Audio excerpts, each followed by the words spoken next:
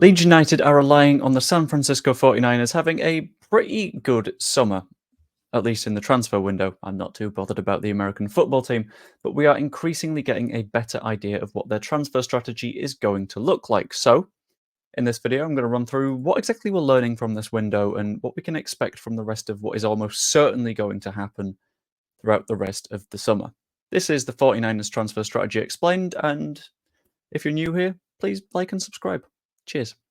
Anyway, diving into it, first up, we need to talk about the context around the club. We need to talk about what's going on last season, what's happened in the past, and ultimately where that's going to put us right now, how we got here. Basically, we failed to get promoted last season. That was unfun. That wasn't great. Fun time at Wembley before the match, and then the match happened. Yeah. Add on to the fact that we have lower parachute payments this year. If I remember right, you get 55% of the normal TV payment in your first year relegated. It drops to 45% in the second year, which means that we're going to be a little bit more restricted in terms of budget. But at the same time, we know we have Red Bull money. We know it's the largest commercial deal signed in EFL history, whatever that means, which means it's going to be a fair wad of cash. Fantastic. We love to see it. There are still some questions around exactly what that number is, but I think it will be fairly significant and be enough for us to do whatever we need to do.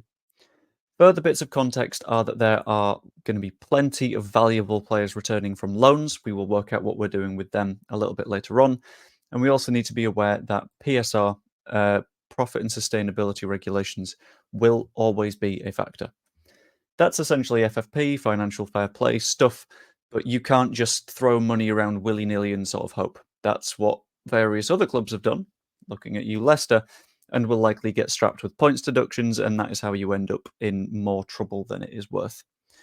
I think, in theory, probably.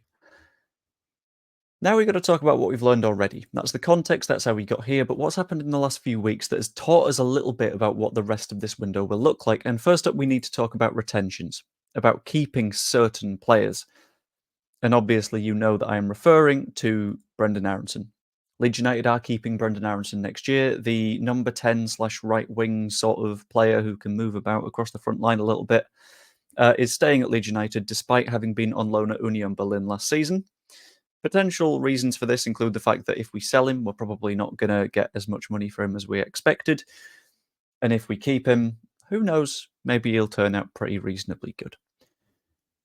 And that does also show that there are the potential retentions of more loanees coming up, which we don't have confirmation on any of them. Aronson is the only one we have proper confirmation from. That was from Graham Smith yesterday, and he tends to know his stuff, so I absolutely trust that.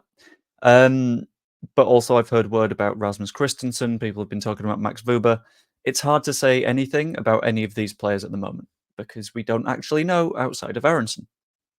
There are benefits to following this strategy. And there's a reason I can see this maybe being a wider strategy that's used if Daniel Farke is able to talk to these players that have been out on loan that he didn't talk to last season. So, for example, Daniel Farke didn't have a chance to talk to Aronson at all last season because he was hired as the head coach after Aronson had already gone. The first of the big benefits to this is that it saves money on signing fresh players. We know that Aronson is a player that he didn't look great in the Premier League, but he looked sort of serviceable. And then we're down a division, we're in the Championship. Presumably, he's got a little bit more of a chance in this division. And that means that we don't need to sign a completely fresh number 10.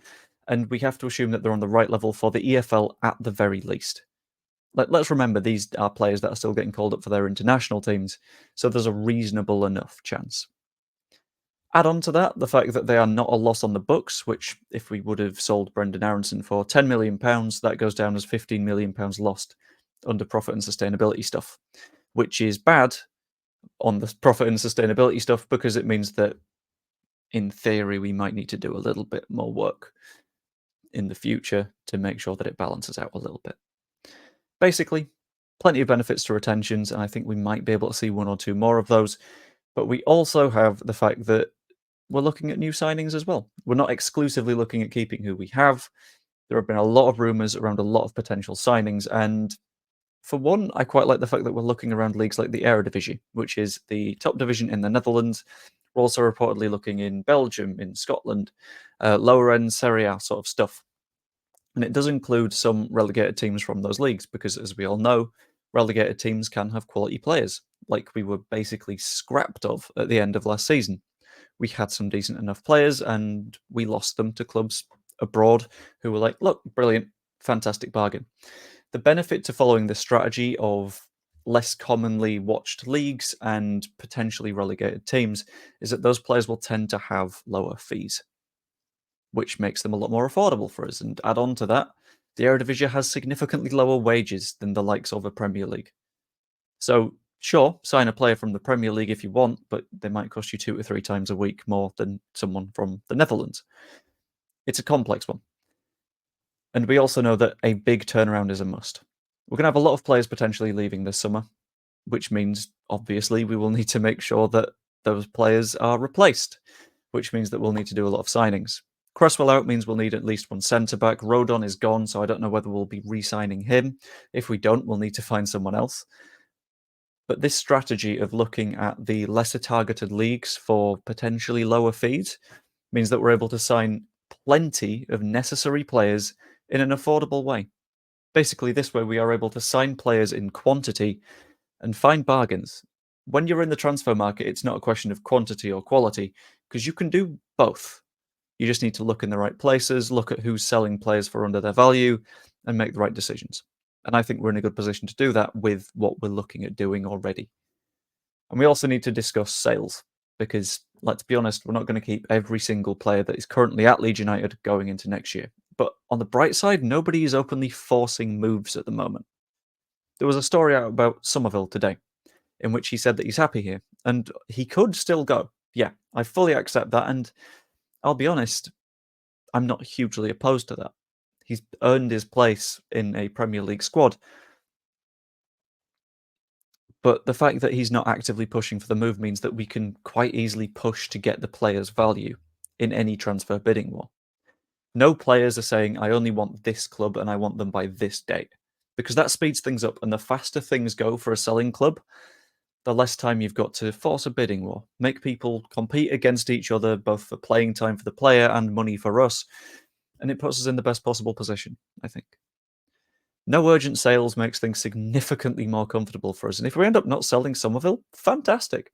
We're in a really good spot going into next season. But this gives us a clearer focus on building strategically, and it makes it easier to replace players that do leave, because we're looking at the affordable options and we're minimizing the players that are going to head out. We're not doing a fire sale, no matter what the Sun might want to report every 3 days.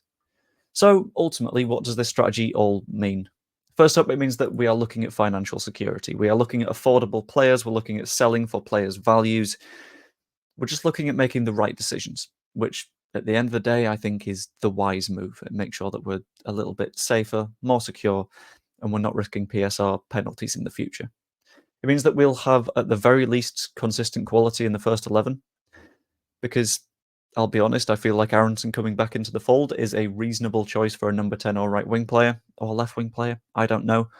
And he doesn't hugely ruin the quality of that first team.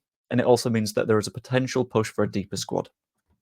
Last season, one of the big issues that we had was you looked at the bench and you thought, I don't know if Joe Gelhardt can change this game. The idea of retaining players like a Brendan Aronson, or if it comes to it, Erasmus Christensen, means that you just generally have a bit of a stronger squad, which could help us in the future. And I'll be honest, we don't need to expect a superstar signing at any point. If we sell Somerville for £25 million, don't expect us to sign someone for 20 to make up for it, because that isn't the sensible thing to do. And I feel like the 49ers, for the most part, are looking sensible, they're looking considered, and they're looking like they want to make the right decisions going into next season with a stronger team that can quite easily push for promotion. Either way, regardless of all that, I do want to know what you think. So let me know in the comments down below. Like the video if you enjoyed, and subscribe if you're not quite yet. That is always massively appreciated. Or become a channel member, because all that money is still going to Prostate Cancer UK. Hope you enjoyed the video, and I will see you later. I'd really like us to get promoted next season. That'd make me so happy. Don't know if I'm confident, but there's a dream there, you know. It's a dream. We're going to do it. Easy. Easy peasy. And you know what? We'll sign Mbappe. Why not? See you later.